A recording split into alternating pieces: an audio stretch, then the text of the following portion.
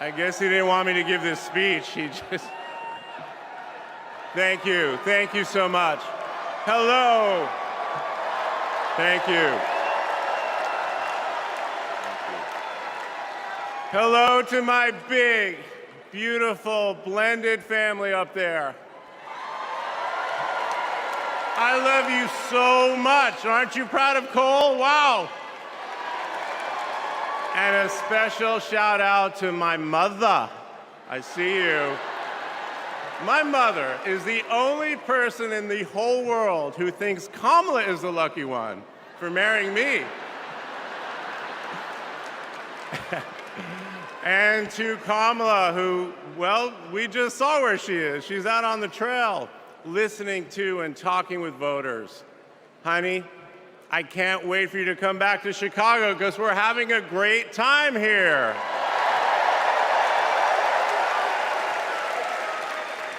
I love you so much. I'm so proud of how you're stepping up for all of us. But that's who she is. Wherever she's needed, however she's needed, Kamala rises to the occasion. And she did it for me and our family. And now that the country needs her, she's showing you what we already know. She's ready to lead. She brings both joy and toughness to this task, and she will be a great president we will all be proud of. Now, I'm the son of two Brooklynites, Mike and Barb. They've been together almost 70 years. My dad worked in the shoe business in Manhattan, and he moved our family out to New Jersey. Where's New Jersey? I see you out there. When I was a little kid. And in a lot of ways, I had a typical Jersey suburban childhood. I biked around the neighborhood. I took the bus to Hebrew school. And I rode to Little League practice in the way back of my coach's wood-paneled station wagon. And if we did well, we got to have a Slurpee after. In my neighborhood, everyone left their garage door open. Wherever you ended up at dinner time, that's the family that fed you. Everyone took care of everyone else. And the guys I grew up with are still my best friends. The group chat is active every day, and it's probably blowing up right now, guys. When my dad had to get a new job, we moved across the country to LA. Money was tight. Hey, California.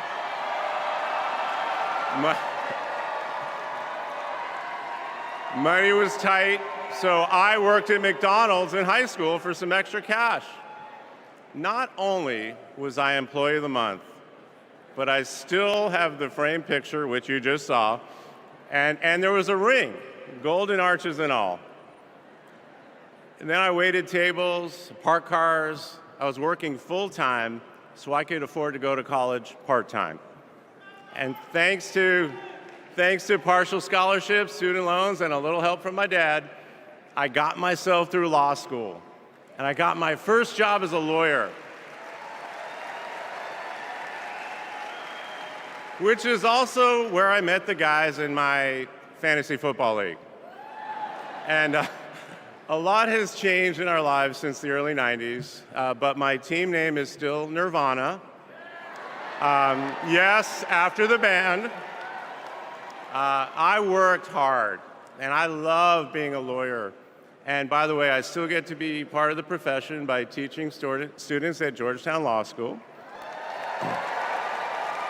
I got married, became a dad to Cole and Ella. Unfortunately, I went through a divorce, but eventually started worrying about how I would make it all work. And that's when something unexpected happened. In 2013, I walked into a contentious client meeting. We worked through the issue, and by the end of the meeting, the now happy client offered to set me up on a blind date, which is how I ended up with Kamala Harris's phone number. Now, for generations, people have debated when to call the person you're being set up with. And never in history has anyone suggested 8:30 a.m. And yet, that's when I dialed. I got Kamala's voicemail, and I just started rambling. Hey, it's Doug.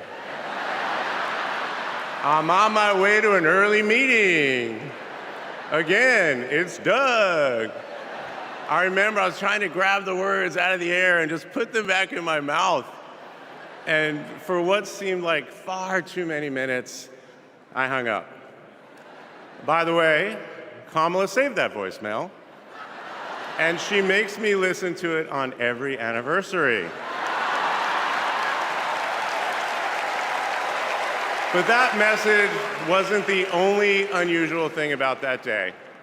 Now, Kamala, who normally would have been working hard at her office, just happened to be waiting at her apartment for a contractor to do some work on her kitchen.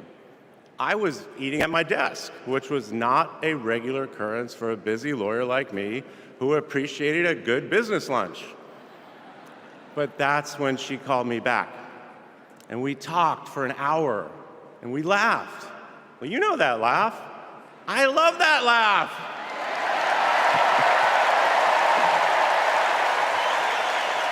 And maybe that counted as our first date.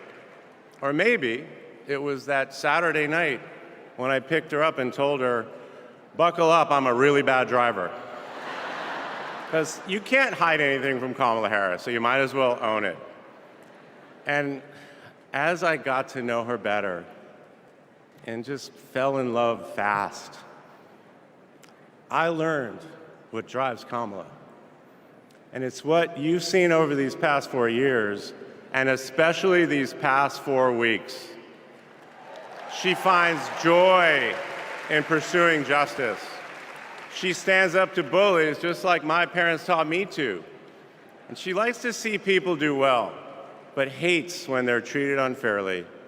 She believes this work requires a basic curiosity in just how people are doing. Her empathy is her strength. Over the past decade, Kamala has connected me more deeply to my faith, even though it's not the same as hers. She comes to synagogue with me for high holiday services, and I go to church with her for Easter. I get to enjoy her mom's chili relleno recipe every Christmas, and she makes a mean brisket for Passover. It brings me right back to my grandmother's apartment in Brooklyn, you know, the one with the plastic-covered couches. But Kamala has fought against anti-Semitism and all forms of hate her whole career. She's the one who encouraged me as second gentleman to take up that fight, which is so personal to me. And those of you who belong to blended families know that they can be a little complicated. But as soon as our kids started calling her Mamala, I knew we'd be okay. Ella calls us a three-headed parenting machine. Kamala and Kirsten, thank you both. Thank you both for always putting your family and the kids first. Now, Cole and Ella's friends knew that when they'd come over for Sunday dinner with Mamala, it was going to be real talk. In between taking cooking instructions, they'd have to answer questions about what problem they wanted to solve in the world. They learned that you've always got to be prepared because Kamala is going to prosecute the case. And in the same breath that Cole and Greenlee told us that they were engaged, they asked Kamala to officiate their wedding. And in the same way that she always steps up when it matters, Kamala put so much time into those remarks, and she bound them in a book that matched her dark red dress, and then turned that into a gift for the happy couple. A few days ago, during this incredible time we're going through, there was a brief window when Kamala was back at home. And I saw her sitting on her favorite chair, and in the middle of a wild month, I just hoped that she was having a quiet moment to herself. But then I realized she was on the phone. And of course, my mind went to all the potential crises that the vice president could be dealing with. Was it domestic? Was it foreign? Was it campaign? I could see she was focused, and all I knew was that it must be something important. And it turns out it was. Ella had called her. That's Kamala. That's Kamala. Those kids are her priorities, and that scene was a perfect map of her heart. She's always been there for our children, and I know she'll always be there for yours too. Kamala is a joyful warrior. It's doing for her country what she has always done for the people that she loves. Her passion will benefit all of us when she's our president. And here's the thing about joyful warriors. They're still warriors. And Kamala is as tough as it comes. Just ask the criminals, the global gangsters, and the witnesses before the Senate Judiciary Committee. She never runs from a fight. And she knows the best way to deal with a coward is to take him head on. Because we all know cowards are weak, and Kamala Harris can smell weakness. She doesn't tolerate any BS. You've all seen that look, and you know that look I'm talking about. That look is not just a meme. It reflects her true belief in honest and direct leadership. And it's also why she will not be distracted by nonsense. Kamala knows that in order to win, we cannot lose focus. America, in this election, you have to decide who to trust with your family's future.